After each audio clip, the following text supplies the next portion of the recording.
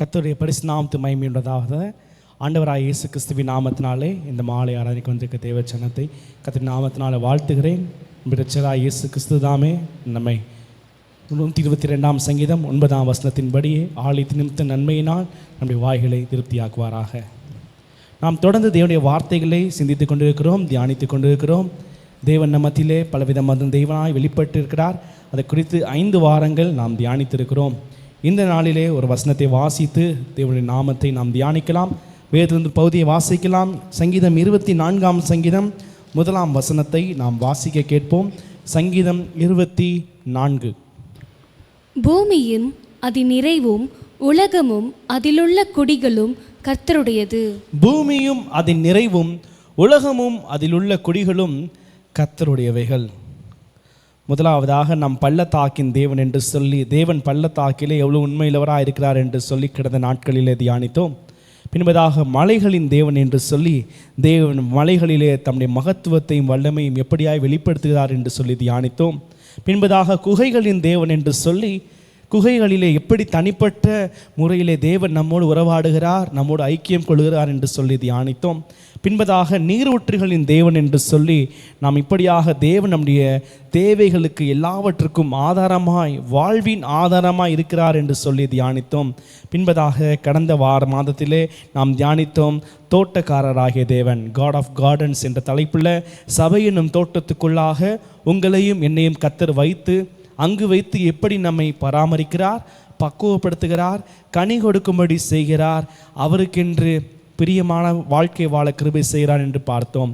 இந்த நாளில் நாம் தியானிக்கிற தலைப்பு காட் ஆஃப் பிளைன்ஸ், சம பூமியின் தேவன். இல்லை, இன்னும் ரிஃபைண்டான தமிழ் வார்த்தை சொல்ல வேண்டும் என்று சொன்னால் சமவெளியின் தேவன்.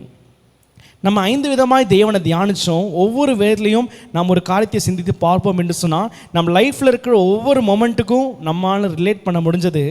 ஆனால் பொதுவாக நம்முடைய மனுஷனுடைய வாழ்க்கை எப்படி போகுதுன்னா, ஒரு சமபூமியில் இருக்கிற வாழ்க்கை தான் போகுது. அதாவது அந்த ஒரு ஃபார் எக்ஸாம்பிள் நெக்ஸ்ட் இப்போ இந்த ஒரு வாரம் கர்த்தர் நம்முடைய கரத்தில் கொடுத்துருக்கிறார். இந்த முதலாவது நாளிலே கர்த்தருடைய ஆலயத்தில் நாம் இந்த நேரத்தில் இருக்கிறோம். பின்பு நாளைக்கு திங்கக்கிழமை டு சனிக்கிழமை வரைக்கும் பார்த்தீங்கன்னா நம்ம regular day to day life, நம்மளோட ஒவ்வொரு நாள் வாழ்க்கைக்கு நாம் கடந்து செல்ல இருக்கிறோம். வேலை செய்கிறவங்க வேலை தளத்துக்கும், படிக்கிறவங்க படிப்பின் தளத்துக்கும், இல்லை குடும்பத்தில் உள்ளவங்க குடும்பத்தின் காரியத்துக்கும், அப்படி ஒவ்வொருவரும் தங்கள் அன்றாட வாழ்க்கை கடந்து போகிறோம். எல்லா நாளுமே ஒரு எக்ஸைட்மெண்ட்டாக அப்படியே மவுண்டெயினில் ஏறுற மாதிரி அப்படி ஒரு நாளாக இருக்குமா, இல்லை பள்ளத்தாக்கில் சறுக்கி போகிற மாதிரி நாளாக இருக்குமா, இல்லை குகையில் ஒளிந்து கொள்கிற நாளாக இருக்குமான்னு கேட்டால் இல்லை. அது எப்பை போல் ஒரு யதார்த்தமான நாளாக இருக்கும். அப்படிப்பட்ட யதார்த்தமான நாளிலும் தேவன் நம்முடைய தேவனாக இருக்கிறார். அதில் எப்படி தேவன் கிரியை செய்கிறார் என்று சொல்லி இந்த நாம் என்ன செய்ய போகிறோம், தியானிக்க போகிறோம். இந்த பள்ளத்தாக்கின் தேவன், மலைகளின் தேவன், குகைகளின் தேவன், தோட்டக்காரராகிய தேவன் இந்த நாளில் சமவெளியின் தேவனாய், சமபூமியின் தேவனாய் நம்மத்தில் வெளிப்படுவாராக. வேதத்தில் இருக்கிற சில சமவெளிகள், சமபூமிகளை பார்த்து அதிலிருந்து கர்த்தர் நமக்கு என்ன கற்றுக் கொடுக்கிறார் என்று சொல்லி இந்த நாளில் தியானிக்கலாம். முதலாவதாக வாசி கேட்போம். ஆதியாகமத்தின் புஸ்தகம் 11 அதிகாரம் 2 வசனம். ஆதியாகமம் 11:2. ஜனங்கள் கிழக்கே இருந்து பிரயாணம் பண்ணுகையில் சினேயார் தேசத்திலே சமபூமியை கண்டு அங்கே குடியிருந்தார்கள். இப்படியாக தேவன் ஆதாமையும் ஏவாளை சிருஷ்டித்து அவர் பிள்ளையாகிய காயின் ஆபேலை கர்த்தர் கொடுத்தார். இப்படியாக காயின் ஆபேலை கொலை செய்த பின்பதாக காயின் கர்த்தரை துரத்தப்படுகிறான். பின்பு கர்த்தர் சேத்தை கொடுக்கிறார். அவள் இருவருக்கும் கர்த்தர் பிள்ளைகளை கொடுக்கிறார். அப்படியாக சந்ததி பெருகி வருகிறது. ஆனால் நோவாவின் நாட்களில் இப்படியாக வெள்ளம் வந்து ஜனங்களை வாரி கொள்கிறது. நோவாவுக்கு கர்த்தருடைய கண்கள் கிருபை கிடைத்து இப்படியாக சேம், காம், யாபேத் என சொல்லக்கூடிய அவருடைய 3 பிள்ளைகள் நிமித்தம் கர்த்தர் பூமியை பழுகி பெருக செய்கிறார். பூமியை பழுகி பெருக செய்த தேவன் இந்த ஆதியாகமம் 11 அதிகாரத்தில் வரும்போது பார்த்தீங்கன்னா 1 வசனம் சொல்லுகிறது, பூமி எங்கும் ஒரே பாஷையும் ஒரே விதமான பேச்சும் இருந்தது. ஒரே பாஷை என்பது லாங்குவேஜ், ஆனால் ஒரே விதமான பேச்சு என்பது ஆக்சென்ட். ஃபார் எக்ஸாம்பிள், நம்ம எல்லாருமே தமிழர்கள் தான், இங்கே இருக்கிற எல்லாருமே. ஆனால் நாகர்கோயிலில் இருக்கிற தமிழர்களுடைய தமிழ் பேச்சுக்கும், கோயம்புத்தூரில் உள்ள தமிழர்களின் தமிழ் பேச்சுக்கும், மதுரையில் உள்ளவங்களுக்கும் சென்னையில் உள்ளவங்களுக்கும் வித்தியாசம் உண்டு. ஆனால் அந்த நாளில் பூமியில் அவ்வளோ பெரிய ஜனத்தொகை இருந்தாலும் எல்லாருக்குள்ள ஒரே ஆக்சென்ட், ஒரே பேச்சு விதமாக இருந்ததான். அப்படிப்பட்ட நேரத்தில் இவர்கள் எல்லாரும் ஒன்றாய் வாழும் பொழுது கிழக்கிலிருந்து பிரயாணப்பட்டு 2ஆம் வசனம் வாசிக்கிறோம், சினையார் என்னும் தேசத்தில் அவர்கள் சமபூமியை காண்கிறார்கள். இப்பொழுது ஜனங்கள் எல்லாம் ஒற்றுமையாக இருக்கிறார்கள். அவர்களுக்கு பெரிய பிரச்சனையோ பெரிய எந்த காரியமும் இல்லை. லைஃப் நார்மலாக டே டு டேவாக போயிட்டு இருக்குது. இந்த நேரத்தில் அவர்களுக்குள்ளாக ஒரு எண்ணம் தோன்றுகிறது. 4ஆம் வசனத்தை நாம் வாசிக்கலாம். பின்னும் அவர்கள், நாம் பூமியின் மீதெங்கும் சிதறி போகாதபடிக்கு நமக்கு ஒரு நகரத்தையும் வானத்தை அளவாவும் சிகரமுள்ள ஒரு கோபுரத்தையும் கட்டி நமக்கு பேருண்டாக பண்ணுவோம் வாருங்கள் என்று சொல்லிக்கொண்டார்கள். இப்போ லைஃப்பில் எல்லாமே ஸ்மூத்தாக போகும்போது இவங்க நினைக்கிறாங்க, நம்ம லைஃப்பில் ஒரு காரியத்தை கன்ஸ்ட்ரக்ட் பண்ணுவோம், புதுசாக என்ன செய்வோம், ஒரு பில்டிங்கை கட்டுவோம். 1ஆம் வசனத்தில் பார்த்தீங்கன்னா 3ஆம் வசனத்தில் கல்லுகளுக்கு பதிலாக செங்கல், சாந்துக்கு பதிலாக நிலக்கீல் அப்படின்னு அவங்களுக்கு கிடைச்சதுனால கன்ஸ்ட்ரக்ஷனில் கொஞ்சம் அட்வான்ஸ் ஆயிட்டாங்க. அதாவது உங்கள் வாழ்க்கை தரம் முன்னேறிடுச்சு. இப்போ தங்களுக்கென்று தங்கள் வாழ்க்கையை கட்டுவிக்கும்படிக்கு இந்த ஜனங்கள் பிரயாசப்படுறாங்க. இந்த நேரத்தில் அவங்க ஒரு காரியத்தை செய்ய மறக்கிறாங்க. தேவனை இதில் அவங்க இன்க்ளூட் பண்ணவே இல்லை. நம்முடைய வாழ்க்கையில் பல நேரங்களில் நம்முடைய வாழ்க்கையில் எந்த பிரச்சனையும் இல்லாத நேரத்தில் நம்ம வாழ்க்கையில் எல்லாமே சுமூகமாய் போகும்பொழுது நம்முடைய லைஃப்பில் எல்லாமே ஸ்மூத்தாக ட்ரான்சிஷன் ஆகிட்டு இருக்கப்போ நம்மளுக்கே ஒரு எண்ணம் வரும், நம்ம இன்னும் கொஞ்சம் லைஃப் ஸ்டைலை கொஞ்சம் மாற்றுவோம், ஒரு எக்ஸ்ட்ரா இன்வெஸ்ட்மெண்ட் பண்ணுவோம், இல்லை ஒரு வீடு கட்டுவோம், இல்லை ஒரு நிலத்தை வாங்குவோம் இப்படின்னு சொல்லிட்டு சில நேரங்களில் கர்த்தரை உள்ளே இன்க்ளூட் பண்ணாமல் சில டெசிஷன்ஸ் நம்ம லைஃப்பில் நம்ம எடுக்க இப்படிப்பட்ட சூழ்நிலைகள் தோன்ற வைக்கும். இந்த ஜனங்கள் இங்கே என்ன செய்தாங்கன்னா கர்த்தரை தங்கள் வாழ்க்கையில் ஒரு பார்ட்டாக உள்ளே இன்க்ளூட் பண்ணவே இல்லை. ஆனால் கர்த்தர் சும்மா இல்லை, கர்த்தர் இறங்கி வந்து பார்த்தார். 5ஆம் வசனம் சொல்லுகிறது, மனுபுத்திரர் கட்டுகிற நகரத்தையும் கோபுரத்தையும் பார்க்கிறதற்கு கர்த்தர் இறங்கினார். அப்போ ஆண்டவர் பார்க்குறாரு, என்னமோ இவங்களா செய்கிறாங்களே, என்ன செய்கிறாங்கன்னு பார்க்கும்படி கர்த்தர் இறங்கினார். இறங்கும் போது என்ன நடந்தது என்று சொல்லி பார்க்கலாம். 8ஆம் வசனம், அப்படியே கர்த்தர் அவர்களை அவ்விடத்திலிருந்து பூமியின் மீதெங்கும் சிதறி போக பண்ணினார். அப்பொழுது நகரம் கட்டுகிறதை விட்டுவிட்டார்கள். பாருங்க, கர்த்தரை இன்க்ளூட் பண்ணாமல் ஒரு காரியத்தை அவங்க ஆரம்பிக்கிறாங்க. அந்த காரியம் பாதியிலே என்ன செய்யப்பட்டது, நிறுத்தப்பட்டது. 9ஆம் வசனம் சொல்லுகிறது, மன்னிக்கவும் 6ஆம் வசனம் சொல்லப்படுகிறது, இப்பொழுதும் தாங்கள் செய்ய நினைத்தது ஒன்றும் தடைபட மாட்டாது என்று சொல்லி அவங்களே நினச்சிக்கிட்டாங்க. ஆனால் கடைசியில் வரைக்கும் அந்த கோபுரத்தை அவங்களால என்ன செய்ய முடியவில்லை, கட்டி முடிக்கப்படவில்லை. அதனால தான் கோபுரத்துக்கு ஒரு பேர் வழங்கப்பட்டது, பாபேல் என்ற கோபுரம் என்று பேர் வழங்கப்பட்டது. இப்படியாக 1914ஆம் வருஷம் ஒரு கப்பலை கட்டினாங்க, பிரிட்டன்லேருந்து இங்கிலாந்துலேருந்து. அந்த கப்பலை கட்டும்போது சொன்ன காரியம், கடவுளால் கூட இந்த கப்பலை மூழ்கடிக்கவே முடியாது என்று சொல்லி ஒரு பிரம்மாண்டமாக மிகப்பெரிய செலவில் ஒரு கப்பலை கட்டுறாங்க. அதுக்கு ஒரு பேர் வைக்கிறாங்க, டைட்டானிக். நீங்கள் எல்லோரும் கேள்விப்பட்டிருப்பீங்கன்னு நினைக்கிறேன். இந்த டைட்டானிக் கப்பலானது பார்த்திங்கன்னா இங்கிலாந்துலேருந்து கிளம்பி அமெரிக்கா வரைக்கும் போகுது. அது முதல் பயணத்தை ஏற்படும் போது பெரிய பெரிய பணக்காரங்க, பெரிய பெரிய வசதி படைச்சவங்களாம் டிக்கெட் கட்டி போகிறாங்க. அவங்க சொல்கிற காரியம், இந்த கப்பல் கடவுளால் நினச்சாலும் ஆண்டவரால் நினச்சாலும் மூழ்கடிக்க முடியாதுன்னு சொல்லிட்டு அவங்க தங்களுடைய பெருமையை நாட்டும்படிக்கு கப்பல் எடுத்துகிட்டு போனாங்க. நடந்தது என்னன்னு சொல்லி பார்த்தீங்கன்னா, அந்த கப்பல் ஒரு பனிப்பாறையில் மூழ்கி அதோட பயணத்தையே கம்ப்ளீட் பண்ண முடியலை. கடல் மோதி அது இடித்து தண்ணி உள்ளே வந்து கடலுக்கு அடியில் மாழ்ந்து போயிடுச்சு. இன்றைக்கு வரைக்கும் அந்த கப்பலை மீட்க கூட முடியலை, ஏன்னா அவ்வளோ ஆழத்தில் இருக்குது. அன்றைக்கி பாபேல் கோபுரம் மாத்திரமல்ல, டைட்டானிக் மாத்திரமல்ல, நம்முடைய வாழ்க்கையிலும் நம்ம சில நேரங்களில் நாம் எடுக்கிற தீர்மானங்கள், நாம் எடுக்கிற முடிவுகள் நம்ம லைஃப்பில் எல்லாமே ஸ்மூத்தாக போகுது, நல்லா போகுதுன்றதுக்காக ஆண்டவர் இன்க்ளூட் பண்ணாமல் ஏதோ ஒரு டெசிஷன்ஸோ இல்லை நம்ம டெசிஷன் மேக்கிங்கை உள்ளே வைக்கிறப்போ என்ன நடக்குது என்று சொன்னால் நம்மால் அதை கம்ப்ளீட் பண்ண முடியாது. ஏனென்றால் வேதம் சொல்கிறது, இப்படியாக யோவான் சுவிசேஷம் 15ஆம் அதிகாரத்தில் இயேசுவானவர் சொன்னார், 6ஆம் வசனம் என்று நினைக்கிறேன், என்னை இல்லாமல் உங்களால் ஒன்றும் செய்ய முடியாது. கர்த்தர் இயேசுவை அல்லாமல், 5ஆம் வசனம், என்னை அல்லாமல் உங்களால் ஒன்றும் செய்ய கூடாது. இந்த பூமியில் இயேசுவின் துணை இல்லாமல், ஆண்டவரோட ஹெல்ப் இல்லாமல் நம்மளால் எதுவுமே என்ன செய்ய முடியாது, நிச்சயமாய் பண்ண முடியாது. ஆகையினால நம்ம எப்பொழுதுமே ஆண்டவரை சார்ந்து கொண்டு ஆண்டவர்கிட்ட கேட்டு செஞ்சோம்னா அவர் காரியங்களை வாய்க்க பண்ணுவார். அதை தான் நெகேமியா பண்ணார். அதனால தான் அவர் சொல்கிறாரு, நெகேமியா 2ஆம் அதிகாரம் 20ஆம் வசனத்தில், பரலோகத்தின் தேவனானவர் எங்கள் காரியங்களை கைகூடி வரப்பண்ணுவார் சொன்னவர் அதே நெகேமியா 6ஆம் அதிகாரத்தில் அவர் எப்படி தேவன் கம்ப்ளீட் பண்ணார்னு சொல்றதையும் 16ஆம் வசனத்தில் பின்பகுதியில் பார்ப்போம் என்று சொன்னால் நெகேமியா 6:16 இந்த கிரியை எங்கள் தேவனால் கைகூடி வந்ததென்று அறிந்தார்கள். ஆமென். இப்படியாக நெகேமியா ஒவ்வொரு காரியத்தை செய்யும் பொழுதும் அவர் ஆண்டுகிட்ட ஜெபமணி செய்கிறப்போ இந்த வசனம் சொல்கிறபடியே இந்த கிரியை எங்கள் தேவனால் கைகூடி வந்ததென்று அறிந்தார்கள். அப்படியா ஒருவேளை நம்ம துவக்கம் ஆண்டவர் வச்சு ஆரம்பிக்கிறப்போ அற்பமாக இருந்தாலும் அது முடிவு எப்படியா இருக்கும்? சம்பூர்ணமாக இருக்கும். ஏனென்றால் கர்த்தர் கூட இருக்கிறார். அன்னைக்கு சிறுவாபிலின் கையில் தூக்கு நூலை கர்த்தருடைய 7 கண்களும் சந்தோஷமாய் பார்த்தன. அவனுடைய கைகள் ஆலயத்துக்கு அஸ்திபாரம் இட்டன. அஸ்திபாரம் போட்டு 20 வருஷம் அந்த ஆலயம் அப்படியே இருந்துச்சு. ஆனாலும் கர்த்தர் செருபாபேலின் கையை கொண்டு தொடங்கினவர். எஸ்ரா 6ஆம் அதிகாரம் 14ஆம் வசனத்தில் நாம் வாசிக்கிறபடியே எஸ்ரா 6ஆம் அதிகாரம் 14ஆம் வசனத்தில் வாசிப்போமா? அப்படியே யூதரின் மூப்பர் கட்டினார்கள். தீர்க்கதரிசியாகிய ஆகாயும் இத்தோவின் குமாரனாகிய சகரியாவும் தீர்க்கதரிசனம் சொல்லி வந்தபடியினால் அவர்களுடைய காரியம் கைகூடி வந்தது. அப்படியாக கர்த்தர் என்ன செய்வார்? அவருடைய தீர்க்கதரிசிகளை கொண்டு, ஊழியரை கொண்டு கர்த்தர் என்ன செய்வார்? வார்த்தைகளை கொடுத்து தீர்க்கதரிசிகளை கொண்டு காரியங்களை கைகூடி வர கர்த்தர் கிருபை செய்வார். இந்த உபவாச நாட்கள் நாம் காத்திருக்கிறோம் சபையாய்.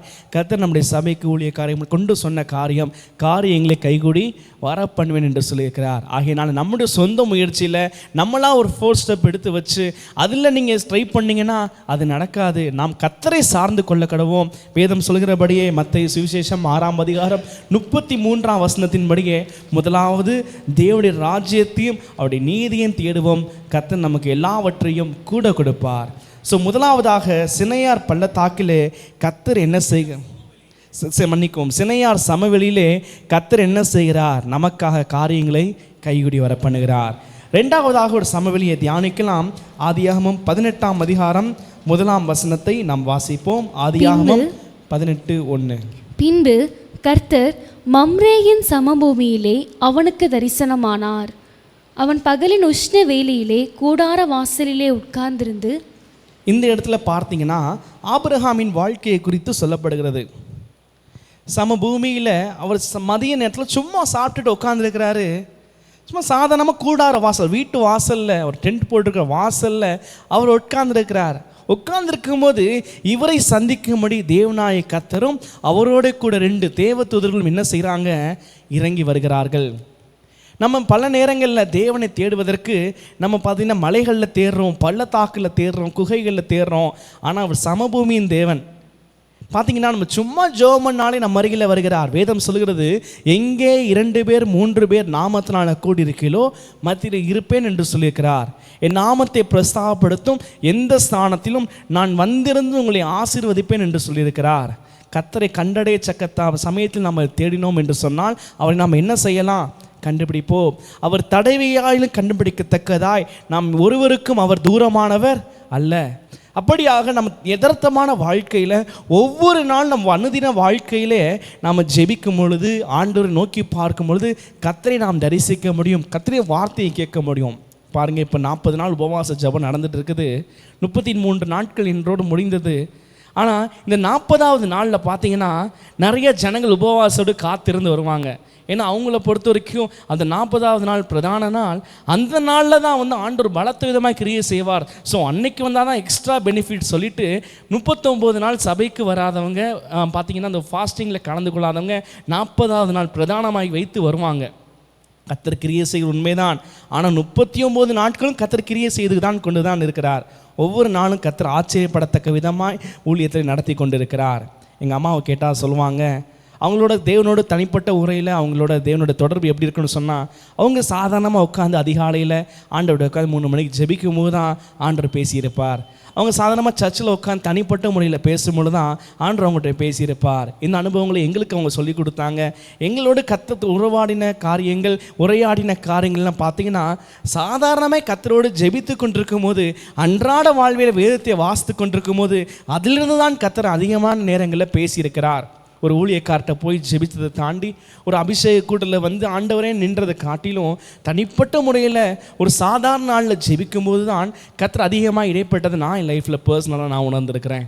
இந்த பகுதியில் இப்படியாக ஒரு மதியான நேரத்தில் சாயங்காலம் உட்கார்ந்து கூடார வாசலில் உட்கார்ந்து இருக்கிற அந்த ஆபிரகாமுக்கு கர்த்தர் தரிசனமாய் சொன்னது, உற்பத்தி காலத்தில் மீண்டும் உன்னிடமாய் வருவேன், அப்பொழுது சாராள் ஒரு குமாரனை அணைத்து கொண்டிருப்பாள் என்று சொல்லி ஒரு மிகப்பெரிய தீர்க்க தரிசனம், ஒரு மிகப்பெரிய வாக்கு தத்தத்தை அன்றைக்கு பார்த்தீங்கன்னா சாதாரணமாக உட்கார்ந்து தியானித்து கொண்டதோடு கர்த்தர் என்ன செய்தார், பேசினார். அதனால் நம்ம என்ன செய்ய வேண்டும், நம்முடைய வாழ்க்கையில் எல்லாமே சுமூகமாய் சாதாரணமாக இருக்கும் போதும் அந்த வேளையில் நம்ம என்ன செய்யணும், ஜெபிக்கணும். நம்ம எல்லாருக்கும் தெரிஞ்ச ஒரு வசனம், ஆபத்து காலத்தில் என்னை நோக்கி கூப்பிடு, நான் உன்னை விடுவிப்பேன், நீ என்னை மகிமைப்படுத்துவாய். ஆனால் அதுக்கு முன்னாடி வசனம் என்ன தெரியுமா சொல்லுது, 50ஆம் சங்கீதம் 14ஆம் வசனம் சொல்லுது, நீ தேவனுக்கு சோத்திர பலியிட்டு உன்னதமானவருக்கு பொருத்தனைகளை செலுத்தி.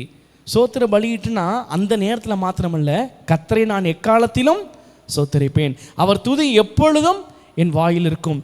எந்த காலத்திலும் கர்த்தரை சோத்தரித்து எப்பொழுதும் தேவனை ஆராதித்து துதித்து கொண்டிருக்க தேவ ஜனமே, கர்த்தர் நம்ம எல்லா வழியும் நம்ம தீங்குக்கு விலக்கி காக்கிற தேவனாக இருக்கிறார்.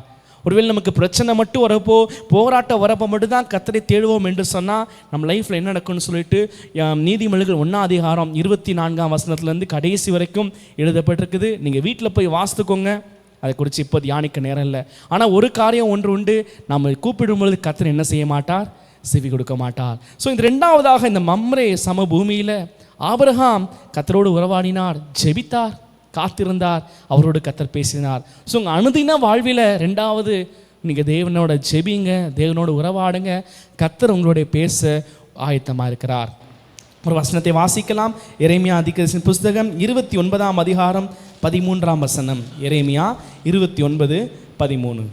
உங்கள் முழு இருதயத்தோடும் என்னை தேடுங்களானால் என்னை தேடுகையில் கண்டுபிடிப்பீர்கள்.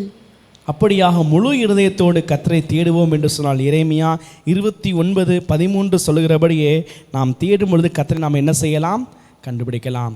மூன்றாவதாக ஒரு சமவெளியை பார்க்கலாம். ஆதியாகமம் 13ஆம் அதிகாரம் 10ஆம் வசனத்தை நாம் வாசிக்க கேட்போம். ஆதியாகமம் 13:10. அப்பொழுது லோத்து தன் கண்களை ஏறெடுத்து பார்த்து யோர்தான் நதிக்கு அருகான சமபூமி முழுவதும் நீர்வளம் பொரிதனாயிருக்க கண்டான். கர்த்தர் சோதமையும் கொமராவையும் அழிக்கும் முன்னே சோவருக்கு போகும் வழி மட்டும் அது கர்த்தருடைய தோட்டத்தை போலவும் எகிப்து தேசத்தை போலவும் இருந்தது. இந்த சம்பவம் நம்ம எல்லாரும் அறிந்ததே. ஆதியாகமம் 13ஆம் அதிகாரத்து வரைக்கும் லோத்துவும் ஆபிரகாமும் ஒன்றாய் குடியிருக்கிறார்கள்.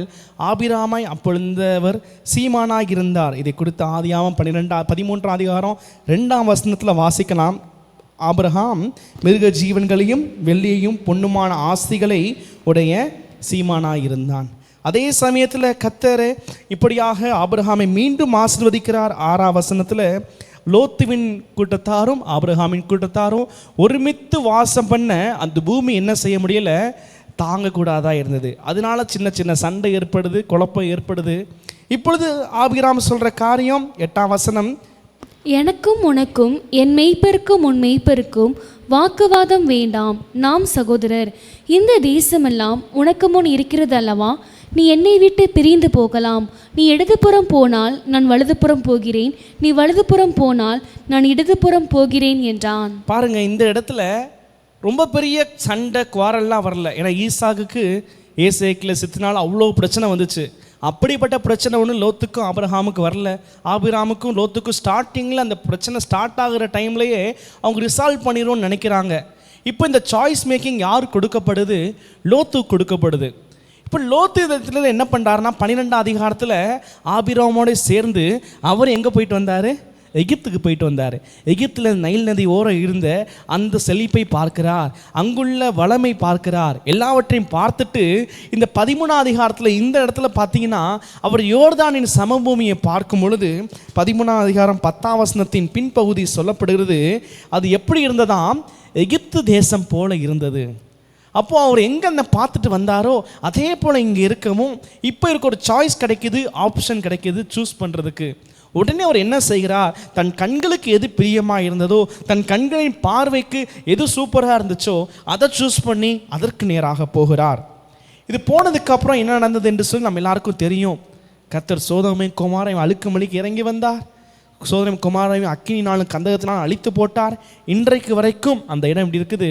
பூமியோட சீ லெவலுக்கு கீழே தான் இருக்குது. அந்த இடத்துல ஒரு தாவரமும் இல்லை, ஒரு தண்ணீரும் இல்லை, நிலம் பாழாகி கெட்டு போய் கிடக்கிறது. காரணம், கண்களுக்கு எது பிரியமாக இருந்ததோ அதை அவர் சூஸ் பண்ணார். நம்ம லைஃப்பில் சில நேரங்களில் நம்ம லைஃப்பில் எல்லாமே ஸ்மூத்தாக போயிட்டுருக்கிறப்போ சில டெசிஷன் மேக்கிங் எடுக்க வேண்டும் வரப்போ நம்ம அந்த சமயத்தில் என்ன செய்ய தவறுவோம் என்று சொன்னால் ஜெபித்து முடிவுகளை எடுக்க தவறுவோம். பாருங்கள், 1 சாமுவேல் 30 தாவீதுக்கு ஒரு நெருக்கம். அந்த நெருக்கத்தின் நேரத்தில் கர்த்தரை நோக்கி கூப்பிடுகிறார். கர்த்தர் என்ன செய்கிறார்? பதிலளிக்கிறார். 1 சாமுவேல் 15 29 பார்ப்போம்னா சவுலுக்கு ஒரு நெருக்கம். அந்த நேரத்தில் கர்த்தரை தேடி போகிறார். கர்த்தர் வார்த்தை கிடைக்கல. அதுக்கப்புறம் சூனியக்காரை தேடி போகிறார். அநேக நேரங்களில் நாம் அப்படி தான், நம்முடைய நெருக்கத்தின் நேரத்தில் நம்ம கர்த்தரை நோக்கி போடுறோம், இல்லை பரிகாரிகளை தேடி போகிறோம். மற்ற நார்மலாக இருக்கிற டேஸில் சமபூமியில் நம்ம வாழ்கிற நாட்களில் நம்ம ஒரு சின்ன சின்ன டிசிஷன் எடுக்கிற போது ஒவ்வொரு காரியங்கள் சூஸ் பண்ணுறப்போ நம்ம தேவனை இன்க்ளூட் பண்ண மறந்து அவரிடம் விசாரிக்க மறக்கிறோம். ஆனால் வேதம் சொல்கிறது 32 சங்கீதம் 8 நான் உனக்கு போதித்து நீ நடக்க வேண்டிய வழியை உனக்கு காட்டுவேன், உன்மேல் என் கண்ணை வைத்து உனக்கு ஆலோசனை சொல்லுவேன். எப்படிப்பட்ட நேரத்தில்? பிரச்சனை நேரத்தில், போராட்ட நேரத்தில் தான் கேட்டிங்கன்னா இல்லை, ஒவ்வொரு நாளும் அனுதினமும் கர்த்தர் நமக்கு போதித்து நடத்துகிறவர். அதிகாலையிலே சகாயம் செய்கிற தேவன் அதிகாலையிலே நமக்கு என்ன செய்கிறார்? போதித்து நடத்துகிறார். வேதத்தில் இப்படியா பகுதி வாசிக்கிறோம். 119 சங்கீதம் 105 வசனம் உண்டு. உம்முடைய வசனம் என் கால்களுக்கு தீபமும் என் பாதைக்கு வெளிச்சமா இருக்கிறது. இந்த வெளிச்சத்தில் நாம் என்ன செய்கிறோம்? யோபு 29:3 அவருடைய தீபம் என் தலையின் மேல் பிரகாசித்தது, அவர் அருளின வெளிச்சத்தினால் இருளை கடந்து போனேன். அப்போ ஒவ்வொரு நாளும் ஒவ்வொரு டிசிஷன் மேக்கிங்லையும் நமக்கு என்ன அவசியமா இருக்கிறது? கர்த்தருடைய ஆலோசனை. அவர் ஆலோசனையில் ஆச்சரியமானவர், செயல்களில் மகத்துவமானவர். இன்றைக்கு ஆராதனையில் தேவன் அப்படிதான் காலையில் வெளிப்பட்டார். ஆலோசனையில் ஆச்சரியமான தேவனாய் அவருக்கு நாமம் உண்டு. ஏசாயா 9:6 அவர் ஆலோசனை கர்த்தா என்று அழைக்கப்படுகிற தேவன், கவுன்சிலர். அவர் நமக்கு தேவையான ஆலோசனைகள், நம்மளோட ஒவ்வொரு டெசிஷன், அது ஒரு ஜாப், வேலை வாய்ப்பின் சாய்ஸாக இருக்கலாம், உறவுகளாக இருக்கலாம், ஃபினான்ஷியல் டெசிஷன்ஸாக இருக்கலாம், திருமணம், வேலை, படிப்பு, இப்படி பெரிய பெரிய டெசிஷன்ஸ் தாண்டி இன்றைக்கி என்ன சமைக்கணும், அதில் கூட நீங்கள் கற்றுட்டு கேட்டிங்கன்னா உங்களுக்கு என்ன சமைக்கணும், என்ன செய்யணும். நம்ம ட்ராவல் பண்ணி போகிற ரூட்டில் 2-3 ரூட்ஸ் இருந்துச்சுன்னா நீங்கள் ஆண்டவர்கிட்ட கேட்டு பாருங்கள், ஆண்டவர் எந்த பாதையில் போக கேட்டு பார்க்கலாம். அவர் நேர்த்தியாய் நீதியின் பாதையில் நடத்துவார். ஏனென்றால் ஒருவேளை அந்த பாதையில் நமக்கு ஆபத்துக்கள் இருந்தால் கர்த்தர் நம்மை சுற்றி போக பண்ணுவார். ஒருவேளை ஆபத்து இருந்தாலும் கர்த்தர் அந்த பாதையில் போக சொன்னால் அவர் நமக்கு முன்பாக சென்று கோணலானவர்களை என்ன செய்வார்? செவ்வையாக்குவார். ஏசாயா 45:2 அவர் நமக்கு முன்பாக சென்று கோணலானவர்களை செவ்வையாக்க வேண்டும் என்று சொன்னால் நமக்கு காடோட கைடன்ஸ் தேவைப்படுது. இப்போ இந்த லோத்து பார்த்தீங்கன்னா கண்களுக்கு பிரியமானதை பிடித்து கொண்டு போயிட்டார். பின்பு என்ன வார்த்தை வருது பாருங்களேன். 14 லோத்து ஆபிராமை விட்டு பிரிந்த பின்பு கர்த்தர் ஆபிராமை நோக்கி. ஓகே, இப்போ இந்த இடம் வரைக்கும் ஆபிரகாம் எங்கேயும் போகல, வெயிட் பண்ணி கொண்டே இருக்கிறார். ஏன் வெயிட் பண்ணுறார்? கர்த்தரிடத்துலேருந்து வார்த்தை வர வேண்டும், கர்த்தரிடத்துலேருந்து ஆலோசனை வந்து காத்திருக்கிறார். லோத்து பிரிஞ்ச ஒரு பிரியமானபடி போன உடனே இப்பொழுது கர்த்தருடைய வார்த்தை ஆபிரகாமுக்கு வருது. ஆபிரகாமுக்கு வந்து உன் கண்களை ஏறெடுத்து நீ இருக்கிற இடத்திலிருந்து வடக்கையும் தெற்கையும் கிழக்கையும் மேற்கையும் நோக்கி பார். நீ பார்க்கிற இந்த பூமி முழுவதையும் நான் உன் சந்ததிக்கும் என்றைக்கும் இருக்கும்படி கொடுத்து உன் சந்ததியை பூமியின் தூளை போல பெருக பண்ணுவேன். ஒருவன் பூமியை தூளை என்ன கூடுமானால் உன் சந்ததியும் என்ன கூடும். அப்படியாக கர்த்தர் என்ன செய்கிறார்? வார்த்தைக்காய் காத்திருக்கிறவர்களுக்கு ஆலோசனை கொடுத்து நடத்துகிறார். 3வதாக இந்த சமவெளியில், இந்த யோர்தான் சமவெளியில் பவர் ஆஃப் சாய்ஸஸ், முடிவு செய்தல். இந்த நேரத்தில் தேவனுடைய வார்த்தையினால் நீங்கள் நடத்தப்படுங்க. அதுக்கு நீங்கள் தேவனுடைய வார்த்தையை வாசிக்கணும். அப்போ தான் எவர்கள், அது மட்டும் இல்லாமல் ஆவியினால் நம்ம நடத்தப்படணும். வேதம் சொல்கிறது, எவர்கள் தேவனுடைய ஆவியினால் நடத்தப்படுகிறார்களோ அவர்கள் தேவனுடைய புத்திரராக இருக்கிறார்கள். ரோமர் 8:14 சொல்லப்பட்ட வார்த்தையின்படியே. அதே போல் யோவான் சுவிசேஷம் 3:34 சொல்லப்பட்ட வார்த்தையின்படியே தேவனுடைய அனுப்பப்பட்ட மனுஷர் தேவனுடைய வார்த்தைகளை பேசுகிறார். தேவர் அவருக்கு தமது ஆவியை அளவில்லாமல் கொடுத்திருக்கிறார். ஸோ இந்த வார்த்தையும் அபிஷேகமும் இணைந்து நம்முடைய வாழ்க்கையில் ஒவ்வொரு நாளும் எடுக்கிற சிறிய சிறிய முடிவுகளாக இருக்கட்டும், அதில் நடத்தி கொண்டு போகிறதுக்கு கர்த்தர் என்ன செய்வார்? கிருபை தருவார். 4வதாக ஒரு வசனத்தை நாம் வாசிப்போம். என்னாகமம் 22ஆம் அதிகாரம் 2ஆம் வசனத்தை வாசிக்க கேட்போம். என்னாகமம் 22:2. இஸ்ரவேலர் எமோரியருக்கு செய்த யாவையும் சிப்போரின் குமாரனாகிய பாலாக் கண்டான். அடுத்த வசனம். ஜனங்கள் ஏராளமாய் இருந்தபடியால் வாசிக்கலாமா? முதல் வசனம். பின்பு இஸ்ரவேல் புத்திரர் பிரயாணம் பண்ணி எரிகோவின் கிட்ட இருக்கும் யோர்தானுக்கு இக்கரையிலே மோவாபின் சமனான வெளிகளில் பாளையம் இறங்கினார்கள்.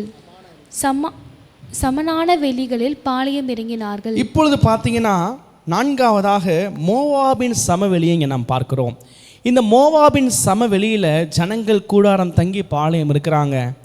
இந்த கூட்டத்தாரை பாலாக் காண்கின்றார். அதுக்கப்புறம் பாலாக் இவர்களை சபிக்கும்படி நம்ம எல்லாருக்கும் தெரியும், பீலேயாமை அழைத்து கொண்டு வருகிறார். அடுத்து பீலேயாம் சபிக்க எவ்வளோ ட்ரை பண்ணுறாரு. என்னாகமம் 23ஆம் அதிகாரம் 24ஆம் அதிகாரத்தில் நீங்கள் வாஸ்து பார்த்தீங்கன்னா தெரியும், இந்த ஜனங்களை சபிக்க முடியலை. பாலாக்குக்கான எவ்வளோ காசு கொடுத்து கூலி கொடுக்கிறார், ஆனாலும் சபிக்க முடியலை.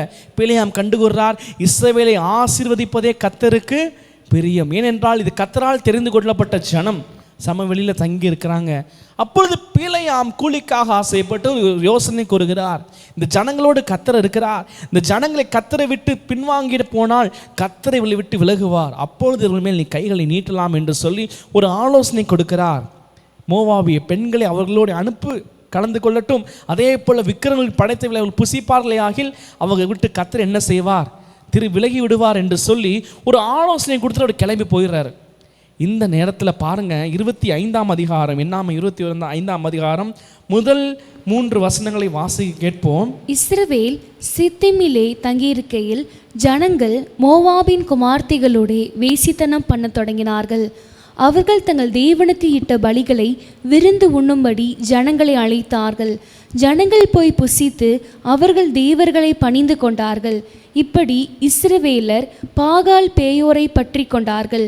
அதனால் இஸ்ரவேலர் மேல் கர்த்தருடைய கோபம் மூண்டது.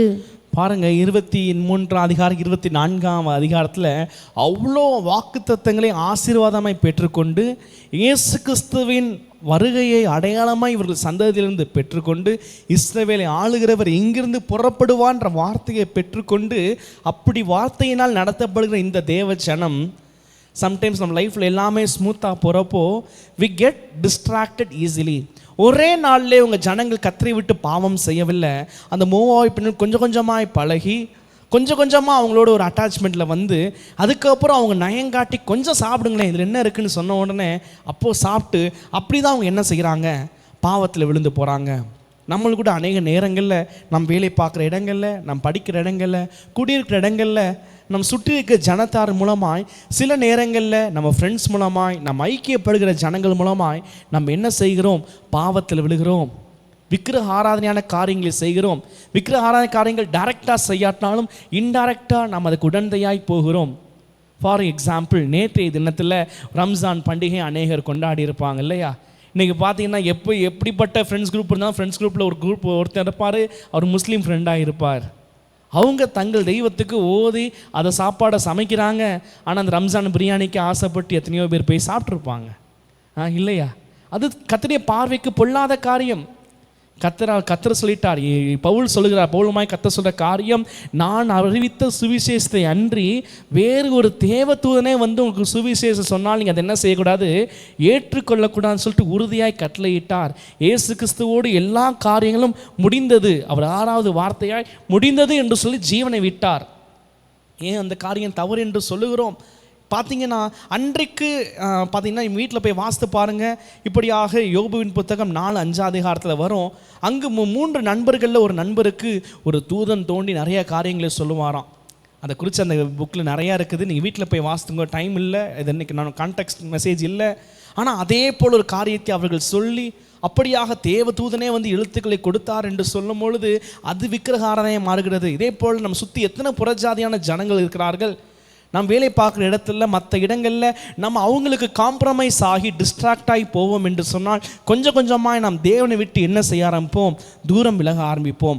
நம்மளை அறியாமல் ஒரு நாள் பார்த்தீங்கன்னா அவர்களை விக்கிரங்களை சேவித்து கொண்டிருப்போம். நீங்கள் நான் அப்படி இராதபடிக்கு நமக்கும் அவங்களுக்கும் ஒரு செப்பரேஷன் இருக்க வேண்டும். எப்பயுமே செப்பரேஷன் இருக்கணும். அதனால தான் பவுல் கொரிந்தியருக்கு எழுதும்போது எழுதுகிறார், 1 கொரிந்தியம் 10ஆம் அதிகாரம் 13ஆம் வசனத்தில் 14ஆம் வசனத்தில் அவர் சொல்லுகிறார். 1 கொரிந்தியர் 10ஆம் அதிகாரம் 13, 14 வசனங்களிலே, மனுஷருக்கு நேரிடுகிற சோதனையே அல்லாமல் வேறே சோதனை உங்களுக்கு நேரிடவில்லை. தேவன் உண்மையுள்ளவராயிருக்கிறார். உங்கள் திராணிக்கு மேலாக நீங்கள் சோதிக்கப்படுகிறதற்கு அவர் இடம் கொடாமல் சோதனையை தாங்கத்தக்கதாக சோதனையோடு கூட அதற்கு தப்பிக்கொள்ளும்படியான போக்கையும் உண்டாக்குவார். ஆகையால் எனக்கு பிரியமானவர்களே, விக்கிரக ஆராதனைக்கு விலகி ஓடுங்கள். பாருங்க, சில நேரங்களில் மனிதர்களை பிசாசு அனுப்புவான், நம்மை சோதிக்கும்படி செய்கிறான், கர்த்தரும் அனுமதிக்கிறார். அப்படிப்பட்ட சோதனை நேரம், எப்படிப்பட்ட சோதனை, நமக்கு ரொம்ப அறிமுகமானவங்களாக இருப்பாங்க, ரொம்ப பழக்கவட்டவங்களாக இருப்பாங்க. அவங்க ஒரு பலகாரம் கொடுப்பாங்க, அவங்க ஒரு ஸ்வீட் பாக்ஸ் கொடுப்பாங்க, பரவாயில்ல வாங்கிக்கோங்க அப்படின்னு சொல்லுவாங்க. இல்லை, எங்கள் ஆண்டவருக்கு பிடிக்காது, வேண்டாம். அதை நம்ம சொல்லி பழகணும். சில நேரங்களில் மனுஷனை பிரியப்படுத்துவதற்காக நாம் அந்த நேரத்தில் செய்கிற ஒரு சின்ன காரியம் நம்ம வாழ்க்கையை அழிவுக்கு நேராக கொண்டு போகிறது. இந்த கூட்டத்தாருக்கு இன்னொரு பிரச்சனை என்னன்னா, இந்த கூட்டத்தில் ஒரு ஜெபிக்கிற ஒரு கூட்டம் இருந்துச்சு. இப்படியாக அன்றைக்கு ஜனங்கள் மத்தியிலே பாவம் தலைவிரித்தாலும் கர்த்தருடைய கோபாக்கினை இறங்கி வந்தது. கோபாக்கினை இறங்கி வந்த பொழுது அவங்க என்ன செய்கிறாங்க, அங்கு பார்த்தீங்கன்னா மோசேயும் ஆரோனும் ஜனங்களும் உபவாசித்து அழுது கொண்டு கர்த்தருடைய சமூகத்தில் ஜெபித்து கொண்டு இருக்கிறாங்க. அங்கே ஜெபிக்கிற ஒரு கூட்டம் இருக்குது, இன்னொரு கூட்டம் பார்த்தீங்கன்னா பாவம் செய்கிறதுக்கு ஒரு கூட்டம் இருந்தது. அந்த கூட்டம் எப்படிப்பட்ட கூட்டம், கொஞ்சம் கொஞ்சமாக டிஸ்ட்ராக்ட் ஆகி ஆண்டரை விட்டு பின்வாங்கி போன கூட்டம். நம்ம எந்த கூட்டத்தில் இருக்கிறோன்னு சொல்லிட்டு பார்க்கணும். ஸோ நம்ம டிஸ்ட்ராக்ட் ஆகாதபடிக்கு நம்ம செய்ய வேண்டிய ஒரு முக்கியமான காரியம் சபை கூடி வருதல். சிலர் விட்டு விடுகிறார்கள். எபிரேயர் 10ஆம் அதிகாரம் 25ஆம் வசனம் சொல்லப்படுகிறது, சபை கூடி வருதல் சிலர் விட்டு வருவது போல நாம் விட்டு விடாமல் ஒருவருக்கொருவர் புத்தி சொல்லப்படுவோம்.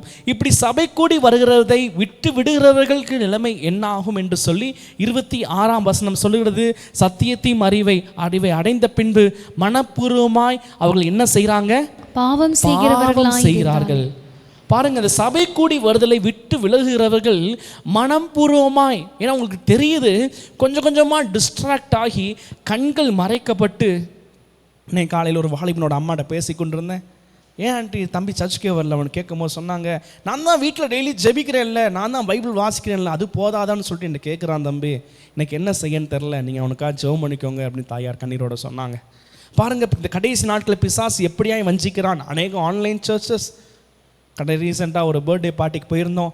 அந்த பர்த்டே பார்ட்டியில் பார்த்தீங்கன்னா ஒரு சகோதரர் காண்பிச்சு அந்த குடும்பத்தார் சொன்ன காரியம், இவர் ஆன்லைன் சர்ச்சுக்கு மட்டும் தான் போகிறாரு, சர்ச்சுக்கே போக மாட்டேங்கிறாரு, இவர்கிட்ட தான் பேசுங்க அப்படின்னாங்க. நானும் பேசி பார்த்தேன், அவர் இல்லை அப்படின்னு ஸ்ட்ராங்காக நின்றார். அப்புறம் அவருக்காக ஜெபம் மட்டும் பண்ணேன். இந்த கடைசி நாட்கள் அநேகர் வஞ்சிக்கப்பட்டு ஆன்லைன் சர்ச்சஸ்க்காக, இல்லை தங்களுக்கு வசதியான நேரத்தில் சர்ச்சுக்கு வர்றது, இல்லை தங்களுக்கு வசதியான நேரத்துக்கு ஏற்ற மாதிரி அப்படியே மாற்றிக்கிறது. அப்படி இல்லை, எப்பொழுது ஒரு குடும்பம் ஒரு சகோதரன் ஐக்கியத்தை விட்டு பிரிந்து போகிறாரோ அவர் பாவத்துக்கு நேராக என்ன செய்து கொண்டிருக்கிறார், நடந்து கொண்டிருக்கிறார். இப்படியாக 1 யோவான் புஸ்தகத்தம் நிருபம் 5ஆம் அதிகாரம் கடைசி வசனத்தில் யோவான் தன்னுடைய முதிர் வயதில் முடிக்கும் போது ஒரு வசனத்தை சொல்லி இந்த நிருபத்தை முடிக்கிறார். பிள்ளைகளே, நீங்கள் விக்கிரகங்களுக்கு விலகி உங்களை காத்துக் கொள்வீர்களாக. இந்த 1 யோவான் புஸ்தகம் எழுதப்பட்டது, நிருபம் எழுதப்பட்டது சபைக்கு. இங்கே பிள்ளைகள் என்று சொல்வது ஆவிக்குரிய பிள்ளைகள், ரட்சிக்கப்பட்டு தேவனுடைய இரத்தத்தினால் கழுவப்பட்டு சபையில் சேர்த்து கொள்ளப்பட்ட பிள்ளைகளுக்கு தான் யோவான் எழுதுகிறார், விக்கிரகங்களுக்கு விலகி உங்களை காத்துக்கொள்வீர்களாக. இன்னைக்கு சில பேர் சொல்கிற வார்த்தை என்ன, விக்கிரகங்களை காட்டிலும் எங்கள் தேவன் பெரியவர் என்று சொல்லி சில காரியங்களை துணிந்து செய்கிறாங்க. நம்முடைய தேவன் பெரியவர் தான், ஆனால் கர்த்தர் சொன்னால் செய்யும் பொழுது கர்த்தருடைய பாதுகாப்பு இருக்கும். எல்லா நேரங்களிலும் அப்படி அல்ல. அதனால் விக்கிரகங்களுக்கு படைத்தவைகளுக்கும் விக்கிரக ஆராதனைக்கு நீங்கள் விலகி ஓடி உங்களை என்ன செய்யுங்க, காத்துக்கொள்ளுங்க. நேரம் குறைமையாக இருக்கணும், நான் கொஞ்சம் வேகமாய் கடந்து போகிறேன். நெகேமியாவின் புஸ்தகம் 6ஆம் அதிகாரம் 2ஆம் வசனத்தை நாம் வாசி கேட்போம். நெகேமியா 6:2. நான் வாசல்களுக்கு இன்னும் கதவு போடாதிருக்கையில் சன்பலாத்தும் கேஷேமும் ஆள் அனுப்பி, நாம் ஓனா பள்ளத்தாக்கில் இருக்கிற கிராமங்கள் ஒன்றில் ஒருவரையொருவர் கண்டு பேசுவோம் வாரும் என்று கூப்பிட்டார்கள். அவர்களோ வென்றால் எனக்கு பொல்லாப்பு செய்ய நினைத்தார்கள். இங்கு நெகேமியாவின் வாழ்க்கையை குறித்து பார்க்கிறோம். நெகேமியா அலங்கத்தை கட்ட ஆரம்பித்து கட்டி கொண்டிருக்கிறார். இந்த நேரத்தில் சன்பலாத்தும் தொபியாவும் ஓனோ பள்ளத்தாக்கு என்று சொல்லி தமிழ் வேதாகமத்தில் இருக்கிறது. ஆனால் ஹீப்ரு பைபிளில் மற்ற டிரான்ஸ்லேஷன் தெளிவாக போட்டிருக்குது யோனோ பிளெயின் என்று சொல்லி. ONO ஓனோ பிளெயின் என்று சொல்லி தெளிவாக இருக்கிறது. ஓமனோ சமபூமியில் அங்கு பேசும்படிக்கு சன்பல்லாத்தும் தொபியாவும் ஆள் அனுப்புகிறார்கள். இப்போ நெகேமியா மிகப்பெரிய ஒரு காலிங், மிகப்பெரிய அழைப்பை ஏற்றுக்கொண்டு அவர் செய்து கொண்டிருக்கிறார். என்ன செய்கிறார்? அலங்கங்களை கட்டுகிறார். இன்னொரு காம்பவுண்ட் சோறு போல ஒரு நகரத்துக்கு சுற்றி அலங்கம் கட்டுறார். அது பெரிய விஷயமான்னு கேட்டால் பெரிய விஷயம். ஏனென்றால் தானியேல் தீர்க்கதரிசி புஸ்தகம் 9ஆம் அதிகாரத்தில் இயேசுவானவர் எப்பொழுது பூமிக்கு வந்து சங்கரிக்கப்படுவார், அவருடைய சிலுவை மரணம் என்னைக்கு இருக்கும் என்று சொல்லக்கூடிய மிகப்பெரிய தீர்க்க தரிசனமான ஒரு கேலண்டர் உண்டாச்சு. அந்த கேலண்டர் உண்டாகும் போது அந்த அலங்கம் கட்டி முடிக்கப்படுகிற நாளில் இருந்து தான் 7 வாரமும் 62 வாரமும் செல்லும். அதன் பின் மேசியா சங்கரிக்கப்படுவார். 69 வாரங்கள், அதாவது ஒரு வாரத்துக்கு 7 நாட்கள் என்று வைத்தால் 70 வாரத்துக்கு 490 நாட்கள், அல்ல 7 நாள் கழிச்சுக்கோ 483 நாட்கள். இஸ்ரவேல் கணக்கின்படி ஒரு நாள் ஒரு வருஷம். அப்படியாக 483 வருஷம் என்னைக்கு அந்த அலங்கம் கட்டி முடிக்கப்படுதோ அன்னையிலிருந்து 483ஆம் வருஷம் முடிகிற அன்றைய தினம்தான் என்ன செய்யப்படுவார்? மேசியா சங்கரிக்கப்படுவார். இப்படிப்பட்ட உன்னதமான அழைப்பை பெற்று நெகேமியா இங்கே அலங்கத்தை கட்டி கொண்டிருக்கிறார்.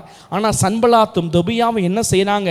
அவரோட அழைப்புலேருந்து டிஸ்ட்ராக்ட் பண்ணும்படிக்கு அவரை கால் பண்ணி கூப்பிடுறாங்க. இங்கே வாங்க, இங்கே வாங்கன்னு கூப்பிடுறாங்க. எத்தனை டைம் கூப்பிட்டாங்க நீங்கள் வீட்டில் போய் வாசித்துக்கோங்க. 4 டைம் கூப்பிட்ருப்பாங்க.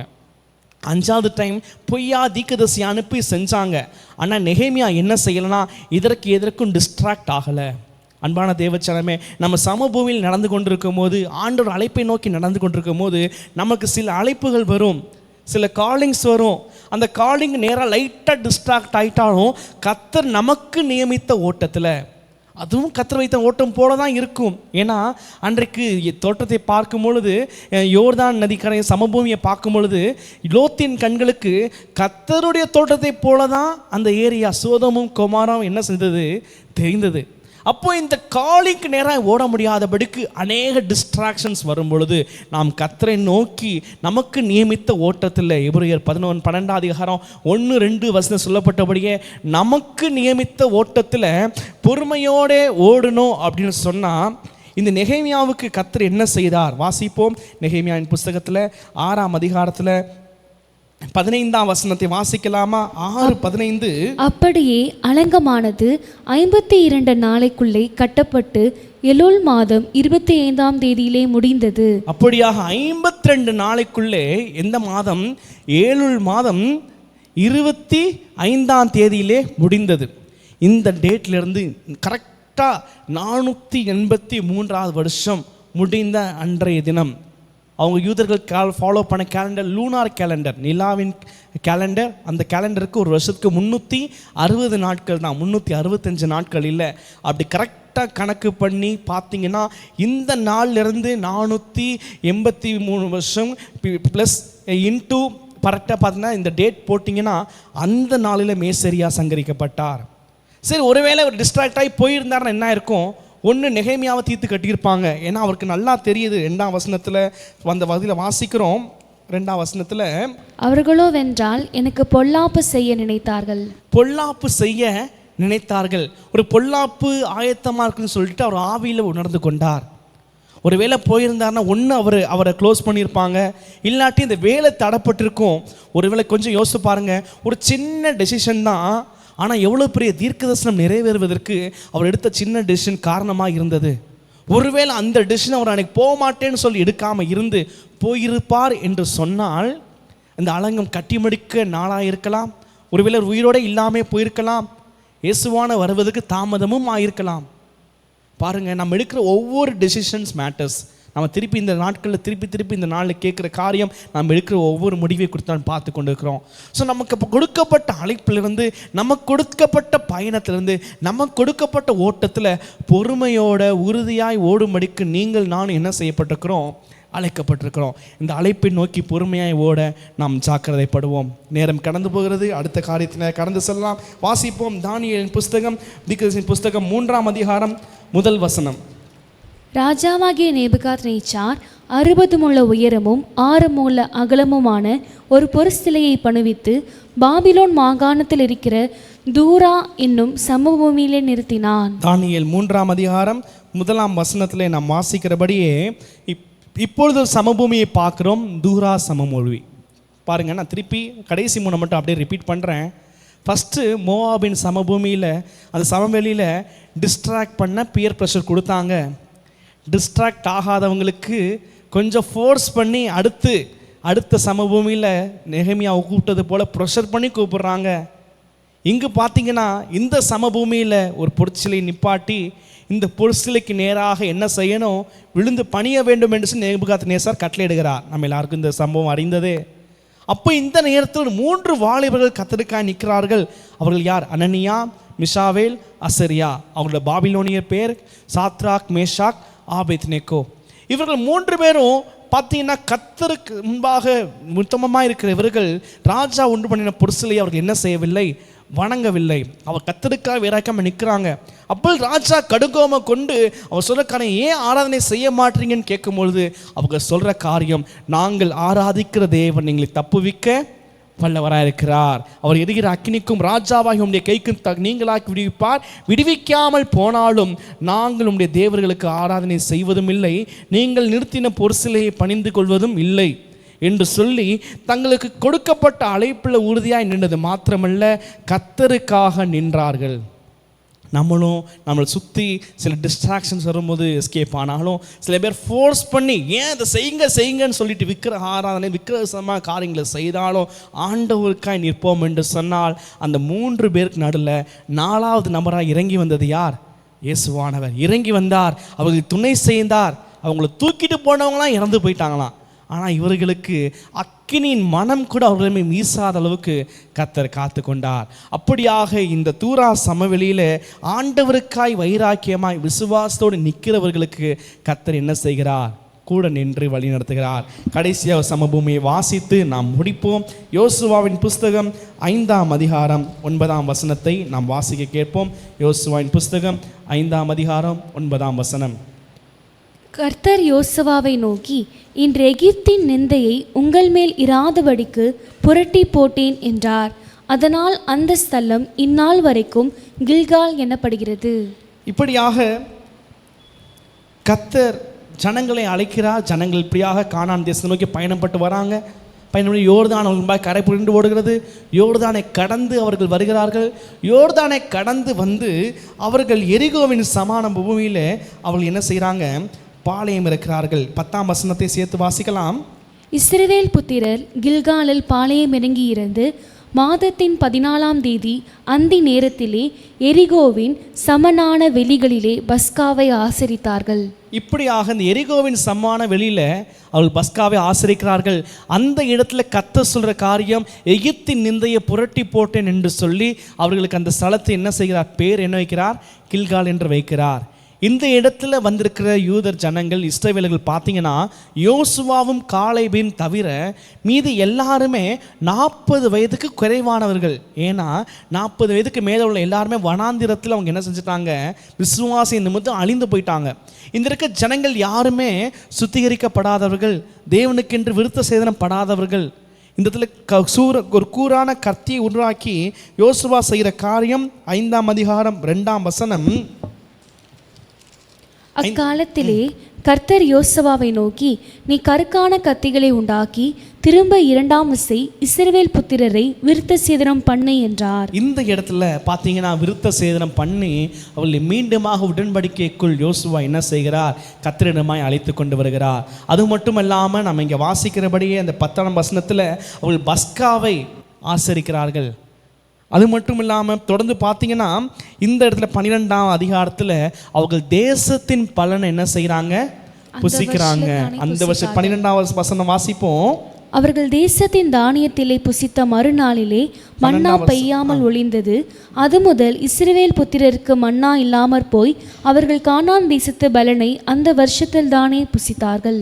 பாருங்க, கர்த்தர் கில்காலிலே கொண்டு வந்து அந்த இடத்தில் உள்ள ஆசீர்வாதத்தை புசிக்கும்படி கர்த்தர் என்ன செய்கிறார்? கிருபை தருகிறார். கொடுத்தது மட்டும் இல்லாமல் இந்த இடத்துல அவங்க செய்கிற 3 காரியம். ஃபர்ஸ்ட் விஷயம், தங்களை சுத்திகரிக்கிறார்கள். கர்த்தருக்கென்று தங்களை வேறு பிரிக்கிறார்கள். 2வது பஸ்காவை ஆசரிக்கிறார்கள். 3வதாக கர்த்தரோடு அவர்கள் சீர் பொருந்துகிறார்கள். கர்த்தர் என்ன செய்கிறார்? சேனையின் அதிபதியார் அவர்களுக்கு முன்பதாக நடந்து செல்கிறார். அவர்களுக்கு முன்பாக இருக்கிற எரிகோ கோட்டை என்ன செய்தது? இடிந்து விழுந்தது. சமபூமியில் நம்ம ஒவ்வொரு நாளும் கர்த்தர்ட்ட நம்ம என்ன செய்யணும்? கடைசியாக செய்ய வேண்டியது, ஒவ்வொரு நாள் நம்மை சுத்திகரிக்க வேண்டும். நம்ம ஒவ்வொரு நாள் நம்மை பரிசுத்தமாக்க வேண்டும். லேவியராகமம் 22 அதிகாரத்தில் சொல்லப்பட்ட வார்த்தையின்படியே, நானே உங்களை பரிசுத்தமாக்குகிற கர்த்தர், யெகோவா மெக்காதீஸ். அவர் நம்மை பரிசுத்தமாக்குகிற கர்த்தர், நம்மை பரிசுத்தப்படுத்துகிற ஒவ்வொரு நாளும் அனுதினமும் சுத்திகரிக்கப்பட வேண்டும். 1 யோவான் 1 அதிகாரம் 9 சொல்கிறபடியே, நம்முடைய பாவங்களை அறிக்கையிட்டால் நம்ம எல்லா பாவங்களையும் நீக்கி நம்மை சுத்திகரிப்பதற்கு அவர் உண்மையும் நீதியும் உள்ளவராக இருக்கிறார். இயேசு கிறிஸ்துவின் ரத்தம் 7 சொல்கிறபடியே சகல பாவங்களை நீக்கி நம்மை சுத்திகரிக்கும். ஸோ ஒவ்வொரு நாளும் இந்த சமபூமியிலே வாழ்ந்து கொண்டிருக்கிற நாம் ஒவ்வொரு நாளும் செய்ய வேண்டிய கடைசி காரியம் என்ன? கர்த்தருடைய சமூகத்தில் சுத்திகரிக்கப்பட வேண்டும். ஒரு பிரச்சனை வரும்போது, போராட்டம் வரும்போது அப்போ ஆண்டவர்கிட்ட ஒப்பு கொடுத்து அப்போ மனம் திரும்பி, அப்படி அல்ல. ஒவ்வொரு நாளும் சுத்திகரிக்கப்பட்டு எஜமானுக்கு ஆயத்தமாக இருந்தோம்னா கர்த்தர் நம்மை கொண்டு தான் பெரிய காரியங்களை செய்வார். இப்படியாக இஸ்ரவேல் ஜனங்கள் வாழ்க்கையில் செய்தவர், வேதத்தில் நாம் பார்த்த ஒவ்வொரு மனிதர் வாழ்க்கையில் செய்தவர். ஒருவேளை இன்றைக்கி உங்கள் லைஃப்பில் அமைதியாக போய் கொண்டிருக்கலாம். இந்த நேரத்திலும் கர்த்தரை தேடுங்க. இந்த சமபூமியின் தேவனாக இருக்கிறார். இப்படி ஒவ்வொரு நாளும் கர்த்தரை தேடி எக்காலத்திலும் அவரை சோத்துறீங்கன்னா, உங்களுக்கு எதிராய் துஷ்ட மிருகங்கள் வந்தாலும், துஷ்ட மனிதர்கள் எழுப்பினாலும், எரிகோ கோட்டைகள் வந்தாலும் சரி, இல்லை எப்படிப்பட்ட அரணான அக்கினி போன்ற காரியங்கள், நேபுகாத்நேசார் போன்றவர்கள் 7 மடங்கு அக்கினி பிரச்சனையாக அனுப்பினாலும் சரி, இல்லை சன்பல்லாத் தொபியாய் போன்ற மனுஷர்கள் உங்களுக்கு விரோதமாய் தந்திரமாய் காரியங்களை செய்து பொய்யாய் தீர்க்கதரிசிகளை அனுப்பி உங்களுக்கு விரோதமாய் கொலை செய்ய வேண்டும் என்று நினைத்தாலும் சரி, கொலை என்பது ஜஸ்ட் ஃபிசிக்கல் டெத் மாத்திரமல்ல, நம்மளோட ஃபினான்ஷியலை, நம்மளோட மென்டல் பீஸை, அது எப்படிப்பட்ட காரியமாக இருக்கலாம். அப்படி செய்தாலும் சரி, கர்த்தருடைய வார்த்தையை கேட்டு அவருடைய சமூகத்தில் ஆராதித்தோம்னா இந்த சமபூமியின் தேவன் உங்கள் தேவனாக இருந்து உங்களை அவர் வழி நடத்த உண்மையுள்ளவராக இருக்கிறார். ஸோ இந்த வார்த்தைகளின்படியே கர்த்தர் நம்ம என்ன செய்ய போகிறார்? ஆசீர்வதிக்க போகிறார். ஸோ நான் சொன்ன காரியத்தை 7 பாயிண்ட்டை நான் திருப்பி மட்டும் சொல்லி முடிக்கிறேன். நீங்கள் செய்ய வேண்டியது, கர்த்தரை தேடுங்கள், அவருடைய அனுதினமும் ஜெபியுங்கள், வேதத்தை வாசியுங்கள், அவருடைய சமூகத்தில் ஆராதனை செய்யுங்கள், ஆவியானவர் வழி நடத்துதலுக்கு ஒப்பு கொடுங்கள், சபையிலே நிலைத்திருங்கள், அழைப்பில் உறுதியாக இருங்கள், விக்கிரக ஆராதனைக்கும் விக்கிரக ஆராதனைக்காரர் ஐக்கியத்துக்கும் விலகி ஓடுங்கள். கடைசியாக பார்த்தீங்கன்னா ஒவ்வொரு நாளும் கர்த்தருடைய சமூகத்தில் உங்களை சுத்திகரியுங்கள், ஆண்டவருக்காக வைராக்கியமாக நில்லுங்கள். இந்த சமவெளியின் தேவன் உங்களை ஆசீர்வதித்து நடத்துவாராக. ஆமென்.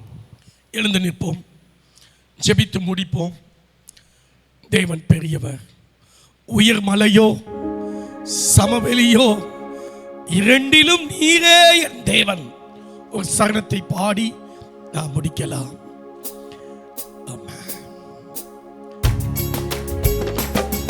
உயர் மலையோ சமவெளியோ இரண்டிலும் நீரே என் தேவன். உயர் மலையோ சமவெளியோ இரண்டிலும் நீரே என் தேவன். எந்த நிலையிலும் ஆராதித்திடுவே என் இயேசுவை முழு மனதோடு ஆராதித்திடுவே. எந்த நிலையிலும் ஆராதித்திடுவே என் இயேசுவை முழு மனதோடு ஆராதித்திடுவே. எந்த பக்கம் வந்தாலும் நீங்க கூடாது, தீங்கு என்னை அணுகாது. துச்சன பிரவாகம் சூழ்ந்திட நின்றால் துளியும் என்னை நெருங்காது. எந்த பக்கம் வந்தாலும் நீங்க கூடாது, தீங்கு என்னை அணுகாது. துச்சன பிரவாகம் சூழ்ந்திட நின்றால் துளியும் என்னை நெருங்காது. சிறுவெள்ளாட்டு கிளை போல் கிடந்தே நம் நிழலில் தஞ்சம் கொண்டே. சிறுவெள்ளாட்டு கிளை போல் கிடந்தே நம் நிழலில் நாம் தஞ்சம் கொண்டே. உயிர் மலையோ சமவெளியோ இரண்டிலும் நீரே என் தேவன். உயிர் மலையோ சமவெளியோ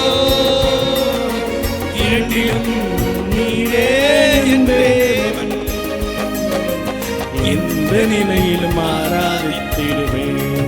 என் இயேசுவை முழு மனதோடு ஆராதித்திடுவேன். ஆமாண்டவரே, நீ மலைகளின் தேவனாக மட்டுமல்ல, சமவெளியின் தேவனாய் இருக்கிறேன். அப்பா, எரிகோவின் சமான வெளியில எங்களுக்காய் சேனையின் அதிபதியாய் நின்று கொண்டிருக்கிறதுக்காய் ஸ்தோத்திரம்.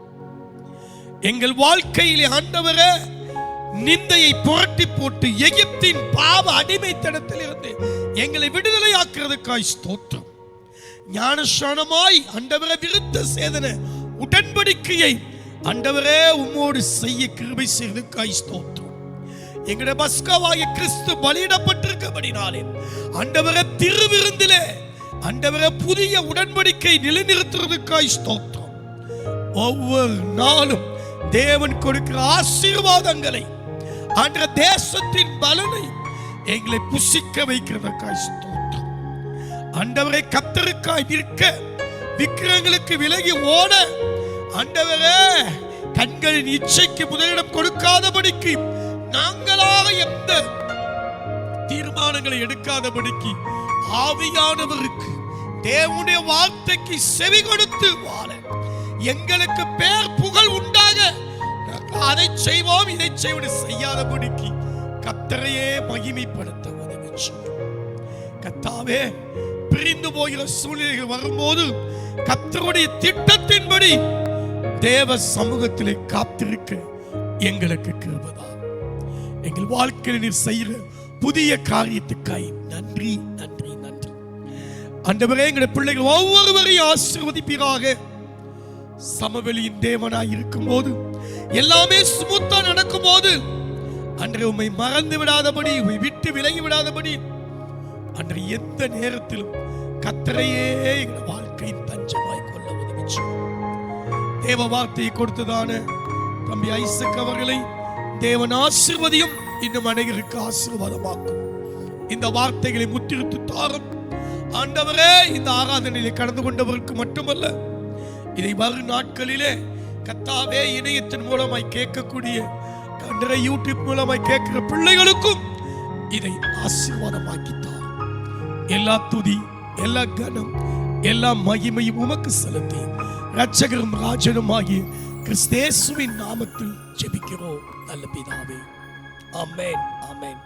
என் ஆத்துமாவே கர்த்தரை ஸ்தோத்திரி, என் முழு உள்ளமே அவருடைய பரிசுத்த நாமத்தை ஸ்தோத்திரி. என் ஆத்துமாவே கர்த்தரை ஸ்தோத்திரி, கர்த்தர் செய்த சகல உபகாரங்களையும் மறவாதே. ஆமென். நம்முடைய கர்த்தராய் இருக்கிற இயேசு கிறிஸ்துவின் கிருபையும், பிதாவாகிய தேவனுடைய அன்பும், பரிசுத்த ஆவியானவருடைய அந்யோன்ய ஐக்கியமும் இன்றும் என்றும் சதா காலமும் உங்கள் அனைவரோடு கூட இருப்பதாக. ஆமென். அல்லேலூயா. கர்த்தர் உங்களை ஆசீர்வதிப்பார்.